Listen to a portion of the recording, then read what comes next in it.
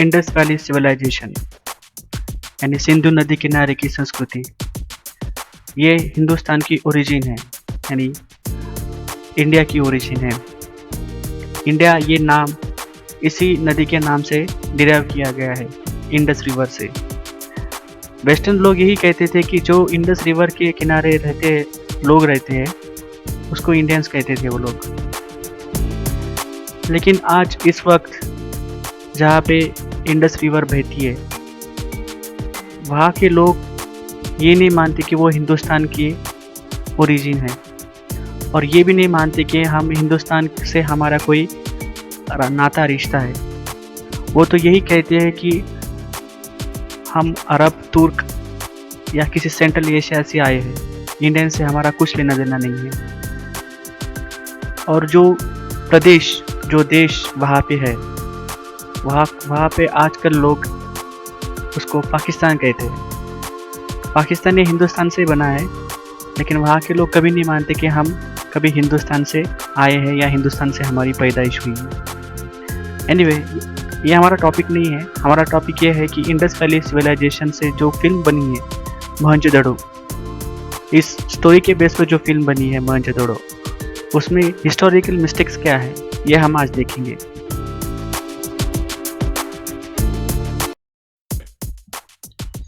मोहनजोदड़ो और हड़प्पा, ये Indus valley civilisation के सबसे बड़े दो शहर हैं। इन दोनों के मिलकर जो पॉपुलेशन होती थी वो 50,000 थी। तकरीबन 50,000 लोग यहाँ पे रहा करते थे। और इनका एग्जिस्टेंस यानी अस्तित्व का जो टाइम पीरियड था वो 1300 BC टू 3300 BC के लगभग था। और इस टाइम पीरियड में तकरीबन 5 मिलियन यानी 50 लाख लोग यहाँ पे रहा करते थे। इंडस वैली सिविलाइजेशन ये आज का मॉडर्न पाकिस्तान, अफगानिस्तान और हिंदुस्तान का कुछ नॉर्थ वेस्टर्न पार्ट, ईरान, ये सब मिलकर हुआ करता। अभी इस हीरोइन को देखिए, फिल्म की हीरोइन है पूजा हेगड़े। ये गोरी दिखाई गई है, फेयर, और इसके साथ जो बाकी जूनियर आर्टिस्ट है यानी उसकी सहेलियाँ, वो भी गोरी है, फेयर कलर है। और इस लड़की के पीछे जो लोग हैं वो भी गोरे हैं। एक्चुअली इंडस वैली सिविलाइजेशन में जो लोग हुआ करते थे वो गोरे नहीं थे, वो सांवले कलर के थे। जो आजकल साउथ इंडिया में या जो देहाती इलाके में जो लोग रहते, जिनका कलर गेहुआ होता है या सांवला होता है या एवरेज कलर का जिनका स्किन कलर होता है, उस तरह का उनका कलर हुआ करता था। लेकिन इस फिल्म में सबसे बड़ी मिस्टेक ये है कि जो लोग इसमें दिखाए गए, स्पेशली हीरोइन और जो लड़कियां दिखाई गई है, वो गोरे दिखाई गए। अब इनके कपड़े देखिए, इनके कपड़े हमें सीधा बता रहे हैं कि ये मशीन पर सिले हुए कपड़े, फैशन डिजाइन से बने हुए कपड़े, और ये सब टेरिकॉट के दिख रहे हैं। इनका टॉप, इनका बॉटम के जो जितने भी उन्होंने पहना है वह सब टेरिकॉट से बने हुए कपड़े। लेकिन रियलिटी में ऐसा नहीं था। इंडस वैली सिविलाइजेशन के लोग ये 1 पीस या 2 पीस के कपड़े पहनते थे।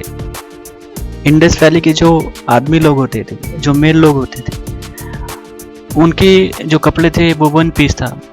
वो नीचे वो एक लुंगी टाइप, धोती टाइप पहनते थे, और ऊपर एक शॉल टाइप उसे फोल्ड करते थे।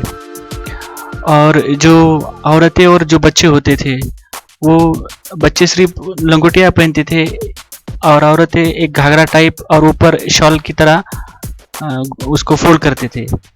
इस फिल्म में जो कपड़े दिखाए गए हैं वो सिले हुए हैं, वो 1 पीस या 2 पीस नहीं है।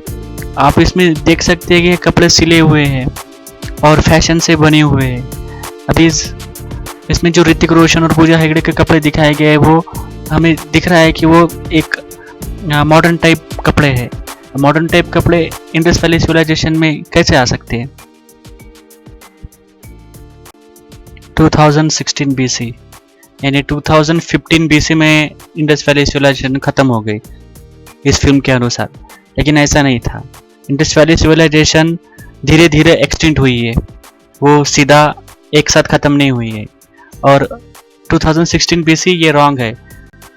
जब कौन सी सिविलाइजेशन ख़त्म होती है यानी वैनिश होती है तो वो धीरे धीरे होती है, उसकी कोई एग्जैक्ट डेट नहीं होती।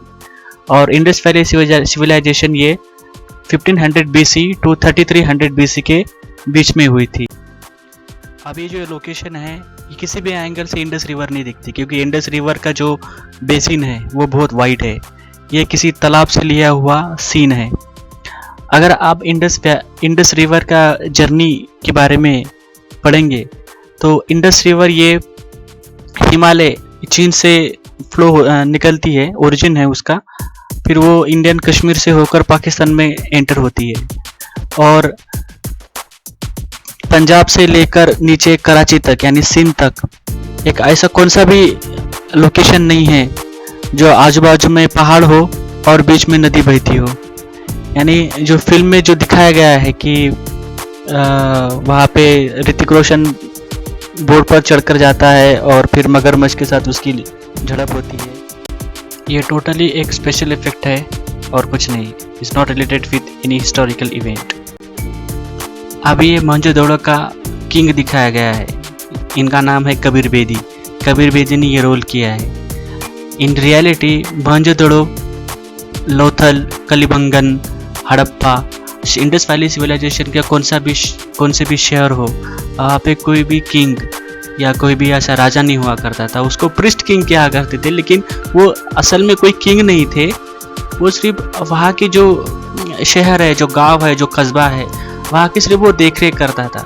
जैसे कि अभी कोई इस कबीले का सरदार होता है, कोई गांव का सरपंच होता है, वो सिर्फ डिसीजन लेता है कि कारोबार कैसे किया जाए, बाहर के देशों से शहरों से उसका रिलेशन कैसे हो, वो सिर्फ वो देखता था, वहाँ पे लोगों के वो राज नहीं करता था उस पर।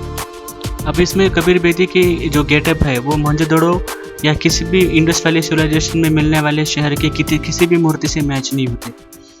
वहाँ का जो प्रिस्ट किंग था उसका सिर्फ एक दाढ़ी थी और ऊपर वो एक शॉल ओढ़ाए रहते थे। इस फिल्म में ये दिखाया गया है कि इंडस वैली सिविलाइजेशन का जो एक्सटिंक्शन हुआ था ये बाढ़ की वजह से हुआ था, लेकिन आर्कियोलॉजिस्ट सर्वे ऑफ इंडिया और जो फिजिक्स ने यह साबित किया है कि इंडस वैली सिविलाइजेशन का जो एक्सटिंक्शन था वो उसकी वजह बाढ़ नहीं थी। अब तक बहुत सारे इतिहासकारों ने, हिस्टोरियन ने अपनी थ्योरी अप्लाई की है कि इंडस वैली सिविलाइजेशन